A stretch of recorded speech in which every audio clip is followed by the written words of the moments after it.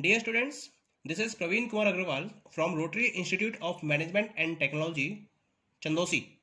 Welcomes you in today's lecture of business organization.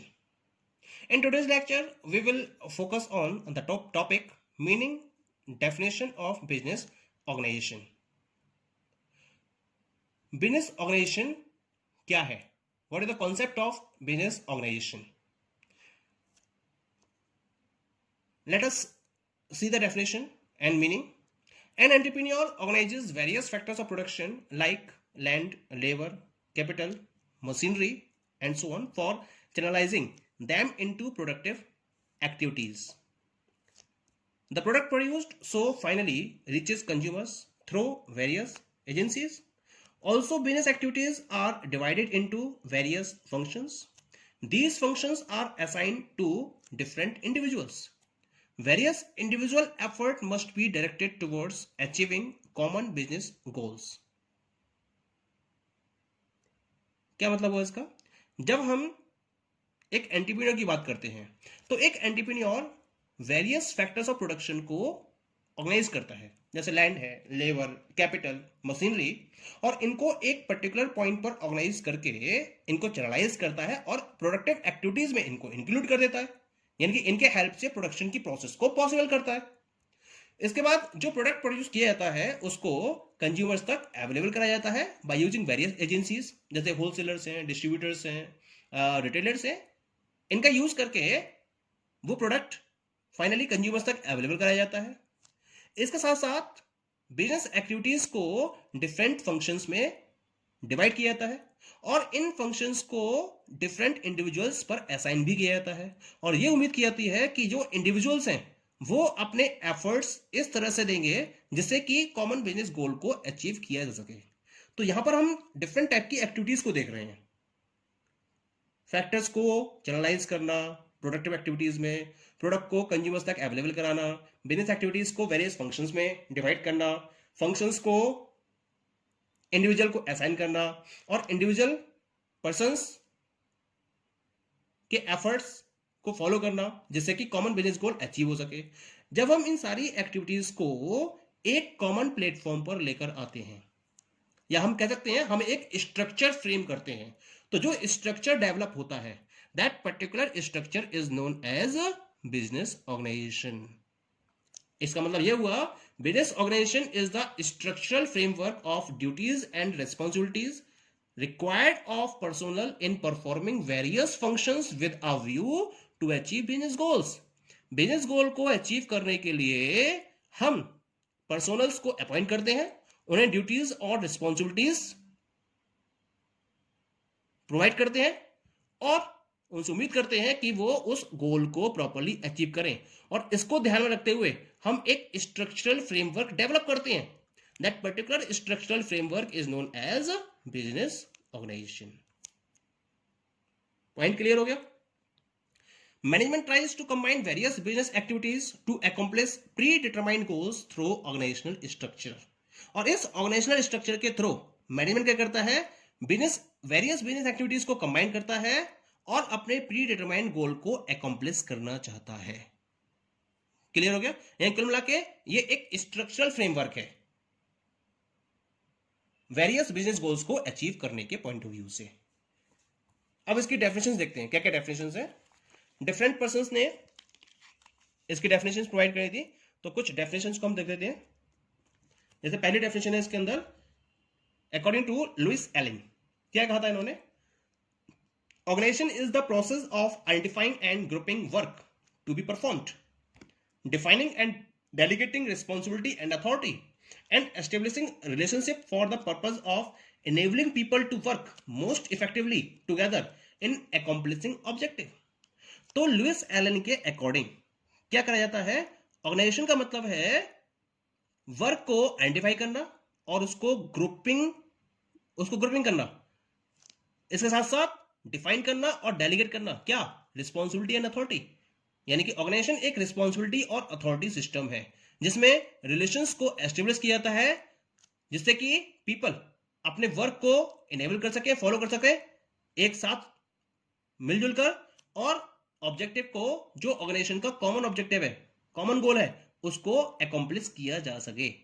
तो यो जो structure आपका डेवलप हुआ इस तरह से, that particular structure is known as the organisation.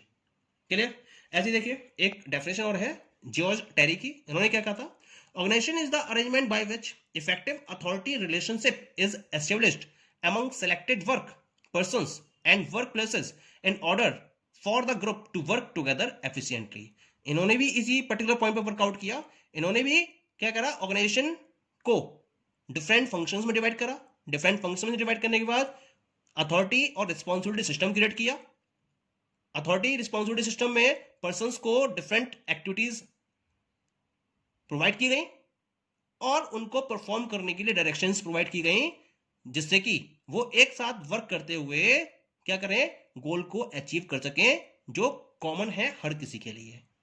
Activities की परफॉर्मेंस अलग अलग है, लेकिन उन एक्टिविटीज का जो आउटपुट है या जो रिजल्ट है वो कॉमन है हर पर्टिकुलर पर्सन के लिए। तो इस सिस्टम को ऑर्गेनाइजेशन का नाम दिया गया। एक और डेफिनेशन है एल.एच. हैनी, इन्होंने क्या कहा था, एल.एच. हैनी ने, organisation is a harmonious adjustment of specialised part for accomplishment of some common purpose और पर्पजेस। यानी कि आपने कुछ कॉमन पर्पज और पर्पजेस को डिसाइड कर रखा है कि उन्हें आपको अचीव करना है, तो उनको अकॉम्प्लिश करने के लिए जब आप स्पेशलाइज्ड पार्ट को हार्मोनियस वे में एडजस्ट करते हो तो उस व्यवस्था को, अरेंजमेंट को ऑर्गेनाइजेशन का नाम दिया गया। Okay, now come to the next topic, that is characteristics of business organisation. एक बिजनेस ऑर्गेनाइजेशन के कौन कौन से फीचर्स हैं, क्या क्या उसकी कैरेक्टरिस्टिक्स हैं, इसको हमने इन पर्टिकुलर 10 पॉइंट्स में एलाबोरेट करेंगे हम इसमें। Just have a look at the first point. The first point is economic activity. Business organisation एक इकोनॉमिक एक्टिविटी है जिसके थ्रू हम गुड्स को प्रोड्यूस करते हैं और उनको हम डिस्ट्रीब्यूट करते हैं।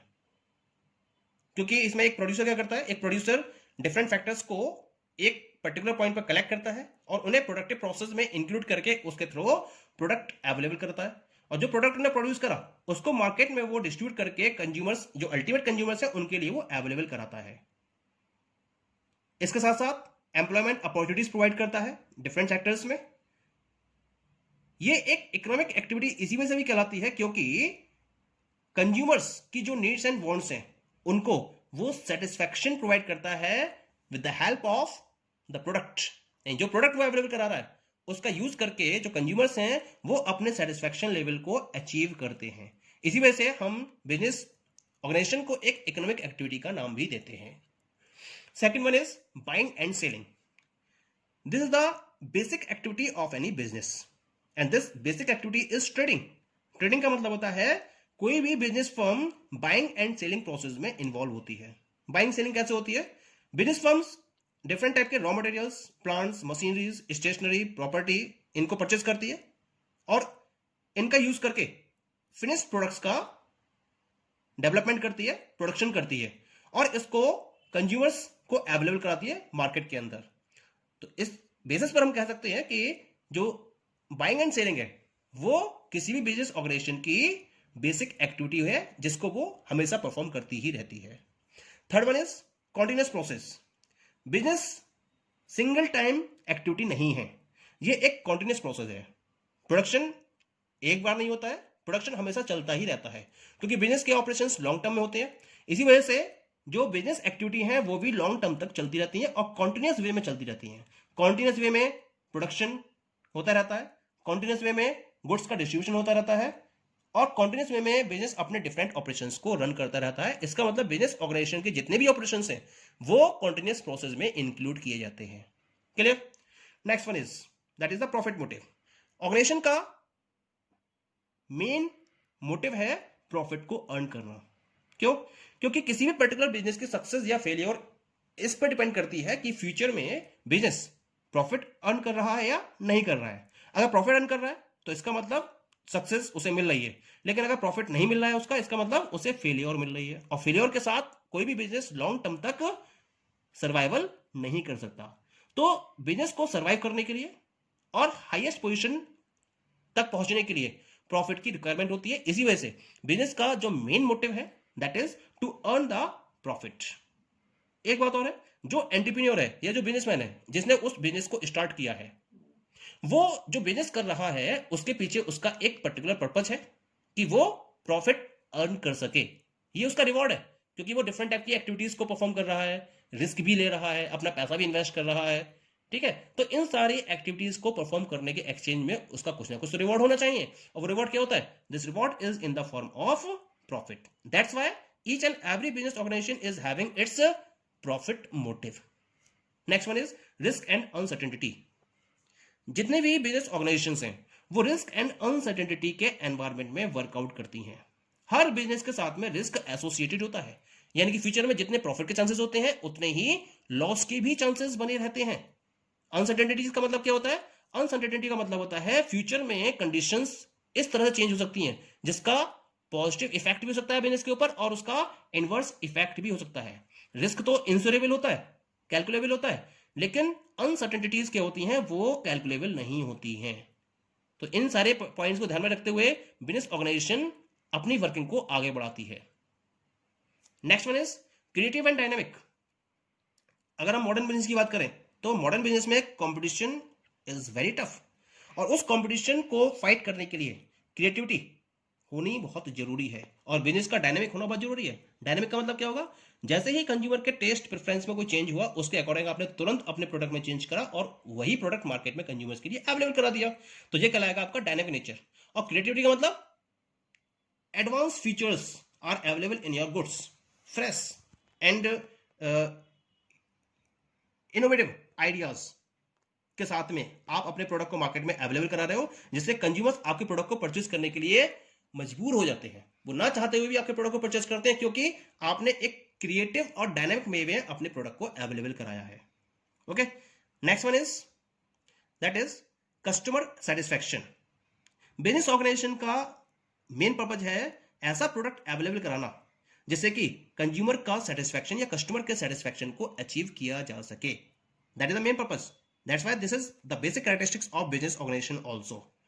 मार्केट में ऐसे प्रोडक्ट डेवलप किए जाते हैं जो कंज्यूमर्स की नीड के अकॉर्डिंग है।